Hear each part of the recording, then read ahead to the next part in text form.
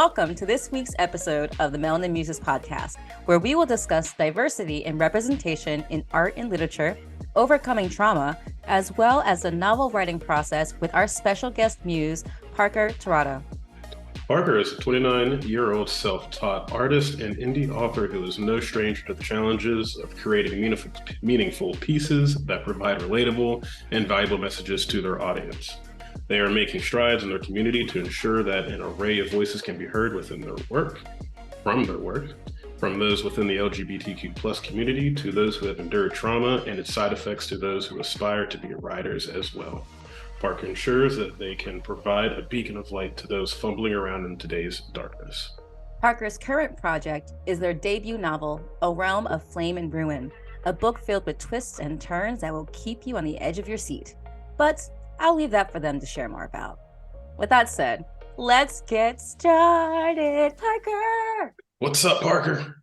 Hey guys, so as you know, I'm Parker. I am an artist and a writer, but not just that, I am also a survivor and a parent as well. Oh wow, thank you so much for sharing like a brief intro of that. Yeah. Always gotta give a clap off to being a parent, especially in 2022, going on 2023. There's just so much you gotta worry about now. Oh my God. But kudos to you, Parker. I guess the first question, what prompted you for your journey to become an artist and a writer? Like, when did it start for you? So the first instance that I can actually remember is like being 5 years old. And I would get so frustrated because my family would give me coloring books and cheap crayons. And I would just be so frustrated because I'm like, no, I want blank paper and I want Crayola. I do feel that very much. I hated getting the little pack of crayons. Give me the big 60 pack of crayons. I want all the colors, but also give me blank pieces of paper so I can actually do something about this. I mean, after that, it's pretty much, art came very natural for me as a coping mechanism. And then, I, as a preteen, discovered, well, not even as a preteen, in second grade, I discovered chapter books. I was hyperlexic and I was reading at a 16-year-old reading level, in second grade. And with the issues and struggles that I had, books were one of my only friends.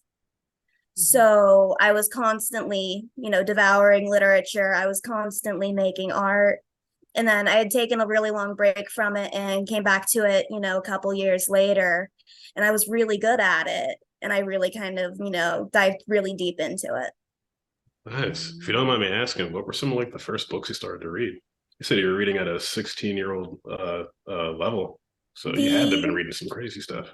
The first book that, had them, knowing I was hyperlexic was, I don't know if you remember the Scholastic school sheets. Yes. There was a copy of Romeo and Juliet in it. It had the front version, the front of the book was the playwright version, and the back portion of the book was the literary version. And I begged my grandmother to please let me get this book. And she's like, are you sure that's a really, advanced book? And I was like, yeah, I really want this book. And I sat down and I read the playwright version and the literary version. And the school actually called her and was like, listen, she's reading at a 16-year-old's reading level. You can't be letting her do that. She's too far ahead. And, we kind of sat there like, is it being ahead of everybody a good thing? Why can't you shine? So what? You should, yeah. Like that's the thing that doesn't compute is, shouldn't the educational system be encouraging the fact that, oh, this young child is reading at such a high level, let's keep reinforcing that rather than like, oh no, you can't do that. That's not fair. Yeah, go the extra mile and be like, okay, well, maybe not give her the reading assignments for the other kids, maybe give her a harder reading assignment. Yes. Because I don't really like when kids have to skip a grade. I feel like you should experience your age as you go up and stuff. I mean, unless you're like, no, get me out of here. But I don't know. But I feel like they could try just a little harder and be like, we'll just give you a tougher assignment and stuff. And it probably would be fun for the teacher too, because they're like, oh my God, you're going to read this book. You're going to love it. So I don't even know. Teachers are weird. But yes, continue. Sorry about that, Parker. Just like it was that You're moment good. of wait. As No, a former seriously. teacher, I'm like, yo, why aren't they support? Why didn't they support you? This is what teachers do. But Right, because like at the peak of, being hyperlexic, I don't know if you remember the Twilight books. yes, Yes, But at one yes, I point do. I had sat down and I read Eclipse in a day. I don't know if you remember how same. thick that book is, but I sat down and I read that whole novel in a day. And, my grandmother kind of just looked at me and was like, "Did you do nothing but sit and read all day?" I was like, "Yeah." Yeah. And I used to be the Every- same way in elementary school, like 5th grade, 6th grade, get those thick behind novels, sit there and just not move. The only time I would move is when I had to eat because I forgot to eat all day or I had to use the restroom. But those thick fantasy young adult novels, I was immersed in them, similar to like you were mentioning earlier, like your escape from reality, and it's like your safe space. So I Yes. can definitely relate to that. That was me as well in elementary school. Because there was something about, like, I would love to know if this was similar to how you experienced it, but there was something about immersing yourself in another world with these other characters. It's almost like they became the friends you didn't really have, or like they became the people that you wanted to interact with to escape from the nonsense that's happening in reality. You're like, oh, I can just focus on this person, or I can focus on that person, or oh my gosh, no, he didn't. You know what I mean? It's just something about these fantasy worlds, like the dragons and the mages and the witches and whatever, it just brought more peace, even if the book was crazy in and of itself. Mm-hmm. The great escape, So, being able to be on the journey with them as well. yes. But yeah, that's a whole different story. But that's awesome. Like, when you wanted to mention before how you overcame like a lot of trauma and such growing up, like, would you be able to tell us a little bit more about that and its effects and how you overcame them? English, Nikki. Ha. So, I'm going to start off with, saying that, when I decided that I was going to write this book and that it was going to be a published work, that, it was really important for me to be very open and vulnerable about everything that I'd gone through, mostly because, I am building a platform and the platform is based on, material where trauma and, horrible things that happen to the characters are very front and center. I was traumatized at a very young age. At 3 months old, I was separated from my biological parents. I will never know exactly what happened because there are too many stories about, what exactly happened. My home life was a revolving door of domestic abuse. There was physical, emotional, mental abuse. There was religious abuse. I am a CSA survivor. So, I was sexually abused as a child. And that all continued throughout my life until about a year ago, actually, when I went no contact with my family. So, yeah. Well, number one, thank you so much for sharing that and being so vulnerable in this space, like both public and, well, private space at the moment, but public space when we release this episode. So thank you so much for entrusting that with us. And for the listeners who are hearing your story, I hope that you can find someone that you can relate to in this if you've been through the same thing, because it's not an easy thing to go through. I've been through some similar things, so I can definitely empathize. So thank you for being vulnerable with us in that. And when it came to all these traumatic events that happened, how do you think that most influenced your artistic life? I mean, it influences everything that I do artistically. With my art style, it's not about, for me, accurately capturing things. It's about conveying the feeling of the scene, the emotions behind it. And I was lucky enough this past summer to sell some of my digital prints and what have you at artist markets. And, I had people coming up just like, yeah, I can feel, these feelings and these things, behind it. And that was, really amazing for me. And then as far as writing goes, when I'm writing a scene, if a character is having a panic attack, that's how I experience panic attacks. If a character is experiencing a flashback, there's a very, specific scene where something triggers one of the characters. she has a flashback and the other character is like, you went somewhere else, didn't you? She's like, yeah. She's like, it happens to me too. And there's a And whole conversation about it. but that would actually really hit home with a lot of people that have PTSD and stuff too, or just other traumas. They're actually, you do end up having 1,000-yard stare. You're like trapped in your own mind, and anything can trigger it, like anything, and scary at times. But being able to know that you're not the only person to actually like go through it, that Mhm. always is like a very, it is a different kind of warmth.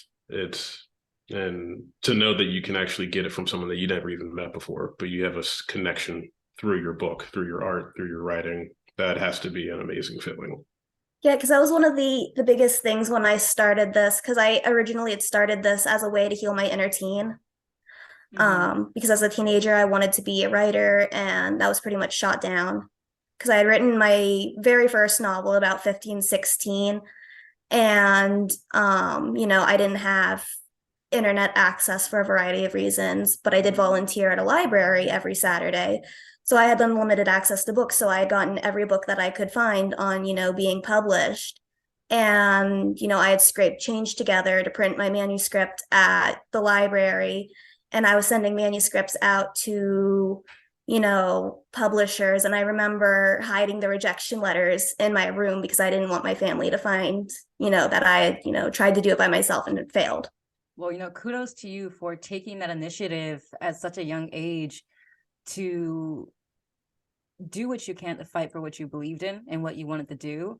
Like, even if it didn't pan out the way that you had initially wanted it to, the point of the matter is that you still tried. And that's more than a lot of other people who are like, you know what, they said no, or there's a lot of excuses made and they just don't even start. But you did, you took those steps. So much respect to you.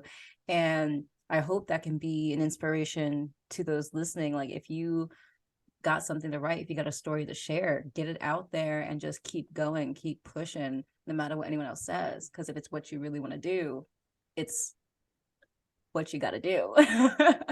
So seriously, much respect for that. And did you ever find it difficult to not navigate, but to express your emotions via your art? Because, for example, have you ever felt cut off when you're trying to create? Like, your emotions are so intense, it's almost terrifying to try and release that into your writing or release that into your art because of how vulnerable it is? Or did you always find like an open flow of, I'm upset or I'm happy or I'm this and I need to put this into my art? Does that make sense?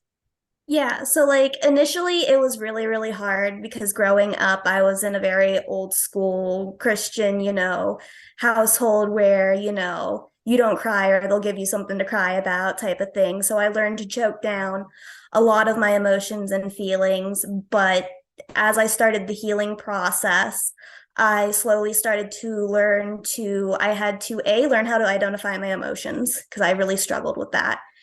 And B, I had to learn how to sit with them and to be okay, to the point of I would put on a playlist and I would, cycle through. I'm vibing with this music. This music is angry music. I must be angry. And then I would just vibe to that one song. And the next thing I know, I have, a character that's, screaming and in tears on my screen. Would you say learning to feel your emotions is probably the most challenging thing you had to overcome? I would actually say that it's probably one of the more easier things that I had to overcome. The most difficult thing that I had to overcome was accepting the fact that, there was something wrong with me and that, the people and, the systems that were put in place to protect me had so horrifically failed me.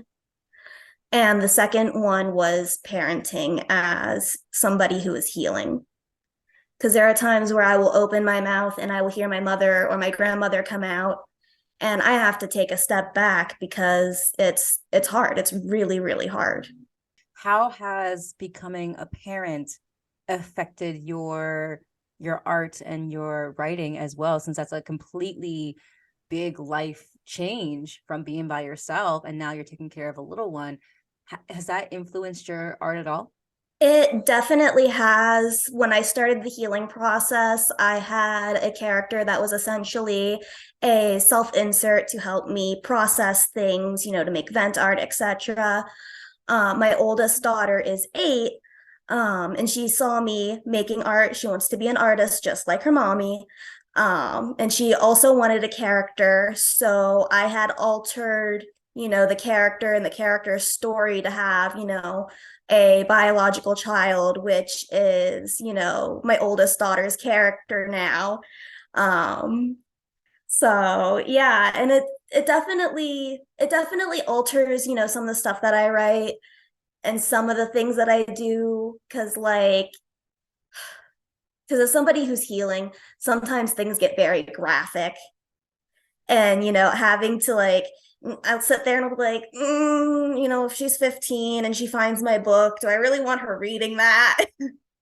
I was just about to ask that, like, when you're writing, do you try to take that in consideration if you would want your daughter to read it when she's of age, or do you find yourself censoring certain things because you want to create stuff that's like for easily accessible and appropriate for her, or you're just like, okay, I'm gonna write this, but you can't read it till you're 18. There we go. I lightly censor. So, there are some things that are implied. So, there's one scene where the main character is walking through the city by themselves, and there are, 3 females following her. And, if you are, a woman, you know what that means. Hmm. And to anybody else who would be reading it, they would just kind of like, oh. But you know. Yeah. So yeah. It's like that hidden, almost kind of like Disney movies in a sense. Like there's the adult jokes, and then there's like the kid jokes who they don't even know what's going on. So it's like that subtext of like, I see what you did there. But the average person might not fully recognize it unless they're really paying attention. But even like a story that's told, but not fully told. I feel like kids are they. I think the whole point of a really good story is to allow them up for interpretation of when they like I'm sure when your child asks you, "Hey, what was this scene about?" and you could be like, "Well, what do you think this scene was about?" And they're like, "Oh, well, I think this." Like those really old, like those old stories and stuff of like the 5 brothers escaping jail or something. Do you think they're morally right, or do you think they're morally wrong? Do you think they were wrongly unjustified, or do you think they should have just stayed in prison? Those type of questions. So you can definitely see why you want to hide some stuff from the book. But again, kids actually interpret a lot more than we think. So I think that'd be great growth, and that'd be great discussions to have. Yes. Yeah, I make it a point to be very open with my children. So obviously I'm not very graphic with, the things that have happened to me with them, but they have the very basic understanding of, sometimes people are sick. It's not like, the flu or a broken leg, but, it affects them just as much. And they have the very basic understanding that, mommy's brain is sick. And that's a very important conversation to start having with children, because I feel in today's society that there's still such a stigma on mental health, and people are either too afraid or they don't want to get informed enough to be able to teach the younger generation to be more, not like okay like to deal with it, but more open-minded and empathetic, and be like, not everyone quote unquote functions a certain way. People have different ways of life, they have different perceptions, and there's certain things they might not be able to do that other people can do. So the fact that you're having these conversations with your children already is such a great thing. Like, you're an amazing mom. Like, not many people would have that conversation. So again, much respect to you for doing that, and also like encouraging their artistic needs, especially because you said your daughter would like to be an artist as well, and like you're encouraging that and not stifling her creativity and allowing them to flourish. So that's amazing. And on that note, guys, we shall return in just a moment. Take a breather, and we'll be right back. And we are back, y'all. What's up? We're back to interview part 2, where we can actually talk about this book. Parker, your book, A Realm of Flame and Ruin. It already captured me when I read the title. So tell me about it. Tell us about it. So our main character is a young 19-year-old human who, when we meet her, has basically been stealing to get by her entire life. And, the elders of her village, finally caught up with her. Everything is finally caught up with her to a boiling point. And she's basically sent off to be a human sacrifice for the Fae. And, she doesn't believe in the Fae. It's all a fairy tale to scare the kids. She thinks there's just some serial killer, out there doing some shit. And she's kind of just made peace. She's not going to be hungry ever again. It's finally going to be over. So then, she realizes that, oh, the Fae actually do exist, and I'm in a wild hunt. And she's basically being hunted for sport by the Fae. And, our other main character, Alvara, who is, a very big, muscular woman, very lady night vibe, comes in and essentially steals her from her enemy and is like, you know what, I've had this, war, in the back, burner for a while now. I'm going to appoint you to a seat in my court. And, everybody is just appalled that this human was appointed to a point of power in a Fae court, and they use it to kickstart a whole war. This jumped the gun real fast. I'm with it. All right. Like, y'all couldn't really see our faces or anything for this, but it was like, Our eyes kept getting wider. I was like, wait, she's gonna accept her death? No. What do you mean? Like, this is wild, and I'm loving it, and I am here for it, especially the concept of like a fantasy based world. And so you gave us a synopsis of the story, and I'm absolutely already loving it. And best believe when that comes out, I'm gonna be on that. I'll be like, give me one, buy credit card, take my money. Shut up and take my money. Shut up, me first, Quay.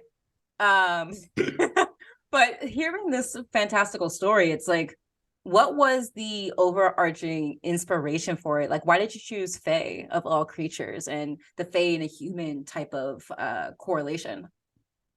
So my first experiences with the fantasy world was Lord of the Rings and Aragon. I loved Lord of the Rings. It was an amazing fantasy world, full of, discourse. And, you had Gimli and Legolas who were putting aside their differences to work together to, help, the hobbits do their shit.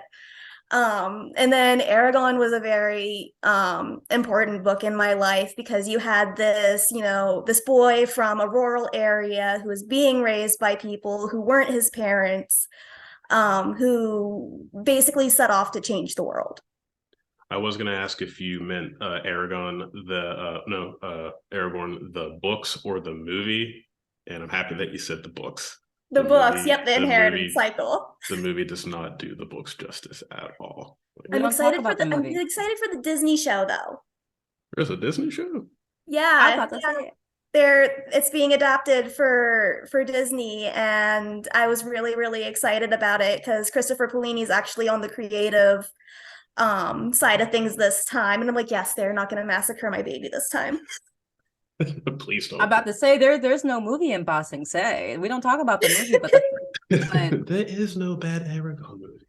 There's no bad Aragon movie. They're just the new thing that's coming out. Okay, I'm sorry, but yes, you were talking Legolas and Lord of the Rings and Aragon. That was your inspiration or first introduction to the fantasy. But why specifically Fae? Just why these little buggers? So when I was younger, being in a very strict Christian household, there were things that I was not allowed to have. And of course, because of that, I had to have them.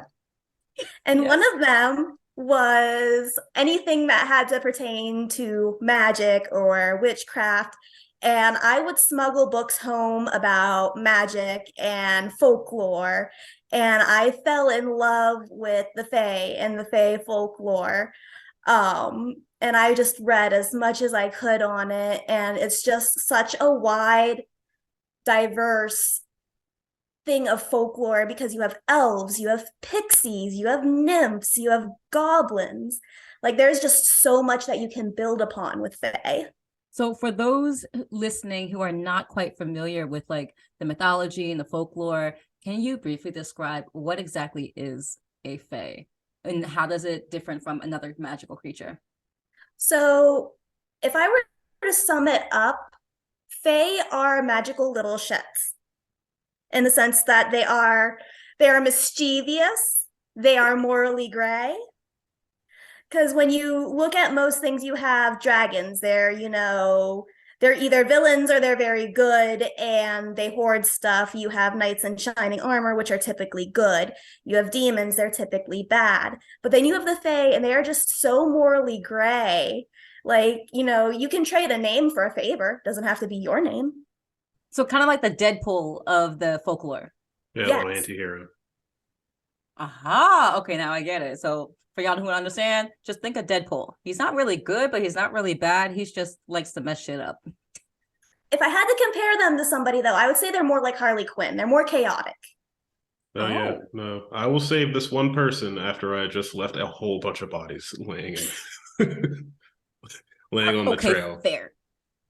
Now, I do have a question though too. As you're writing, what was some of the difficult things you were noticing while you were writing? Like before we even started the podcast, like this episode, we were talking about the research you actually had to go in to. So some of the research was hard. I ended up actually hanging out, like I said, on fencing forums to learn the logistics of some of the battle scenes to make sure that they were as accurate as possible. But the biggest issue that I found was some of my own disabilities. I have ADHD, I have autism, I have learning disabilities. My wife is actually my editor, and I was talking to an indie publisher, and I told them that, listen, if you take this book on, my wife has to stay on as my publisher, because they sit down with me. I'll write 2-3 chapters. They'll sit down with me and just, this doesn't sound right because of this, this is the spelling errors. They sit down with me so that way I can understand, a lot more about the things that I'm writing.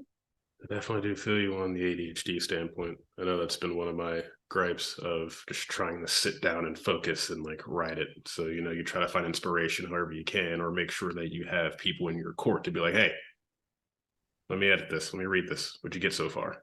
And stuff. Yeah, So being neurodivergent and being a writer is so hard, because I woke up the other day actually at like 3 a.m. I couldn't go back to sleep.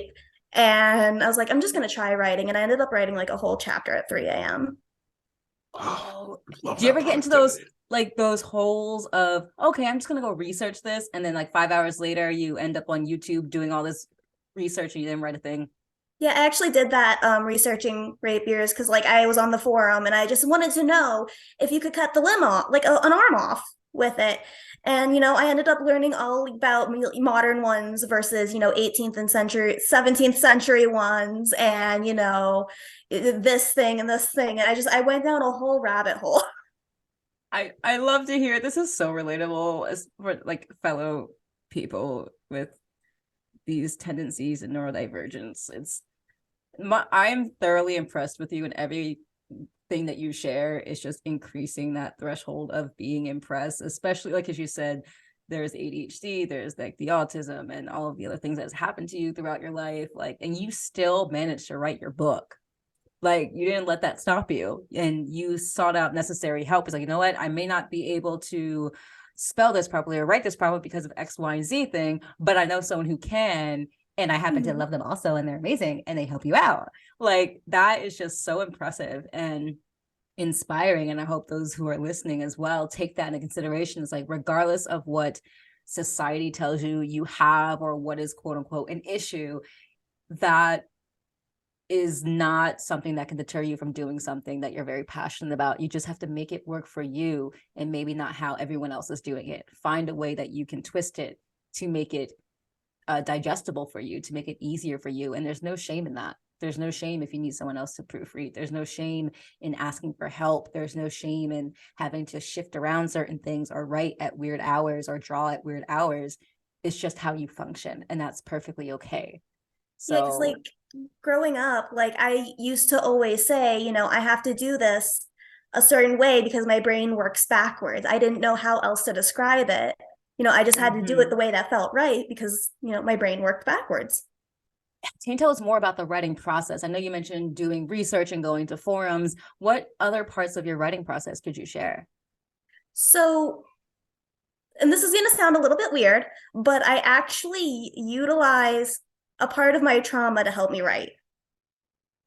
It's not When you're wrong at heavily all. traumatized, you get this ability to do something called maladaptive daydreaming, where you kind of just space out, you dissociate, and it's like a movie being played in front of your eyes.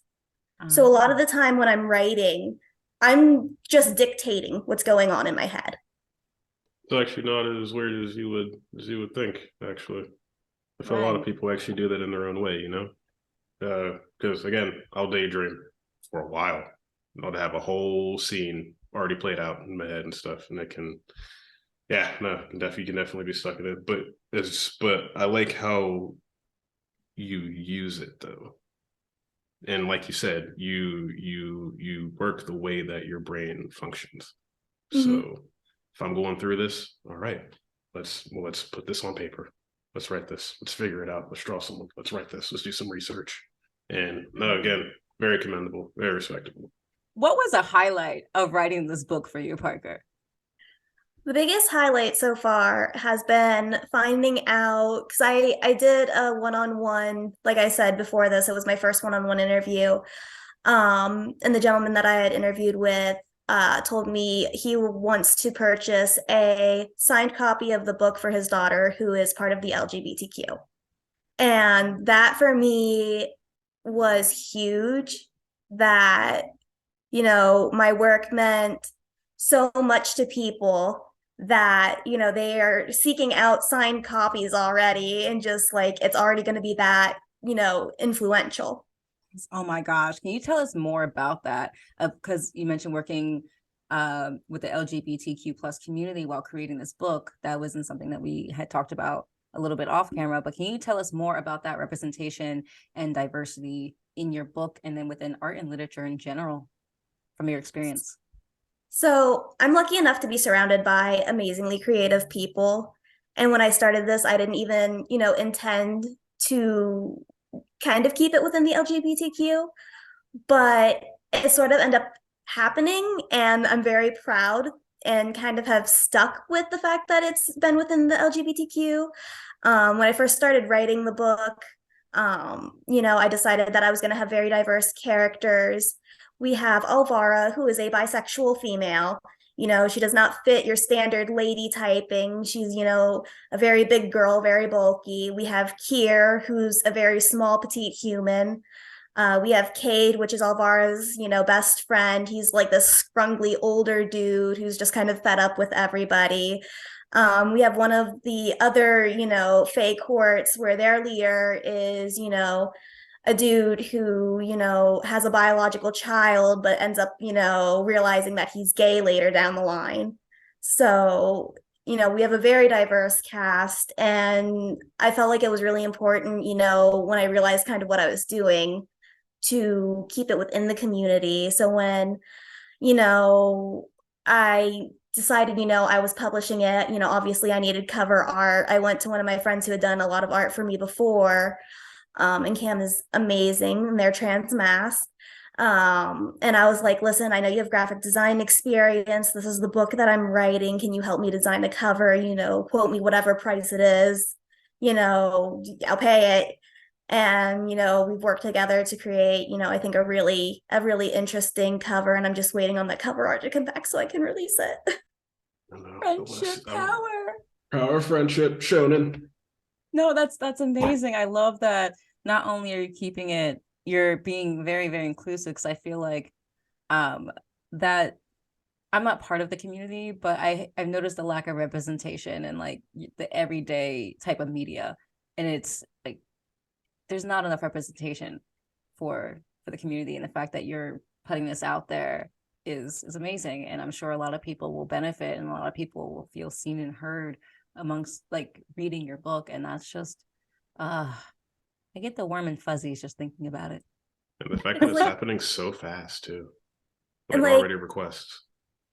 Yeah, I've had so many people, like when I first announced, what I was doing, I was originally just, playing online, just not me writing, a sapphic fae novel that nobody asked for. And people were just like, what's it called? When is it coming out? I'm adding this to my 2023 reading list. And I was just like, hold on, I gotta finish writing it first. See, you already got support. It's not even out yet. See, that shows how amazing you are, and not just like, seriously speaking. I know I'm joking around a lot, but on a serious note, like, not just because your work's going to be amazing.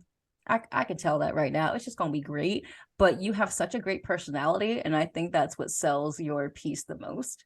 Is that you're very relatable, and it's fun chatting with you and learning more about your story, and especially that you didn't come from an easy life, and yet you're still taking the time to think about others and represent others in your work to help connect with them and communicate with them and help them feel heard and loved and seen. So, like, you're just awesome. So on that note, guys, like, before we make this too long, because I feel like we can go on for like another hour or whatever about all the things that we can learn from you, are there any final thoughts that you have for our audience that's listening? Like, final thoughts or final advice for our listeners that you would like to share? Yeah, I think people shouldn't shy away from the dark, icky parts of themselves. You have to learn to sit with that, but you also have to remember to find, an ember in there as well, for warmth and compassion and kindness. You have to remember that, and like, you've got to take shit day by day. Like, if you've got to tell yourself, I just got to make it till tomorrow because tomorrow will be better, then that's what you got to do. There's no shame in that. 100%. Quay, how about you? Well, y'all, never let anyone tell you that you can't do what you want to do. Never let someone tell you that your dreams are stupid, or never let someone keep you from doing what you want to do, attaining your dreams. And if you're in an environment where you're not thriving, do something about it.